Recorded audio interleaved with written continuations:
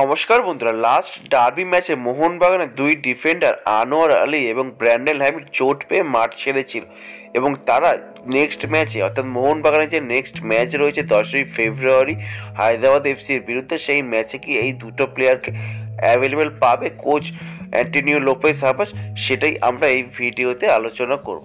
Last derby ম্যাচে মোহনবাগানের দুজন ডিফেন্ডার আনোয়ার আলী এবং ব্র্যান্ডেন হ্যামিড দুজনেই চোট পেয়ে মাঠ ছেড়েছিল এবং তারা বর্তমানে যে পজিশনে রয়েছে তারা খুব ভালো পজিশনে রয়েছে, কিন্তু কোচ অ্যান্টোনিও লোপেজ হাবাস যে নেক্সট যে ম্যাচটি রয়েছে হায়দ্রাবাদ এফসির বিরুদ্ধে, সেই ম্যাচে কি তাদের খেলাবে, সেটাই হচ্ছে সবথেকে বড় প্রশ্ন।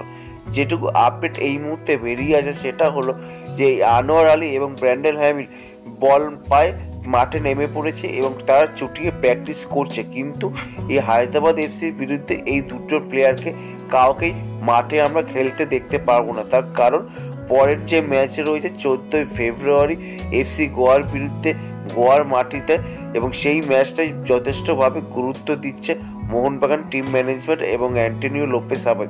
সেই ম্যাচটাতেই এই দুজনকে পুরো ফুল ফিট করে নামাতে চাইছে কোচ, এবং হায়দ্রাবাদ এফসির বিরুদ্ধেও 3 পয়েন্ট লক্ষ্য এই কোচ অ্যান্টোনিও লোপেজ হাবাসের।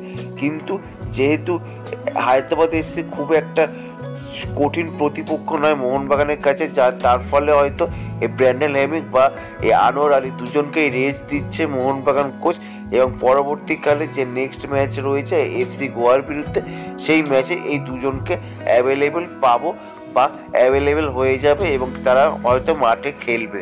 এই দুজন গুরুত্বপূর্ণ ডিফেন্ডার না থাকলেও মোহনবাগান কোচ হায়দ্রাবাদ এফসির বিরুদ্ধে জয় ছাড়া কোনো কিছুই ভাবছে না। তার কারণ মোহনবাগান যথেষ্ট চাপে পড়ে গিয়েছে এই মুহূর্তে আইএসএল এর লিগ তালিকায়। তারা চাইবে লাস্ট যে কটা ম্যাচ রয়েছে তারা প্রত্যেকটা ম্যাচ জিতে আইএসএল এর সিলটা অন্তত জিততে।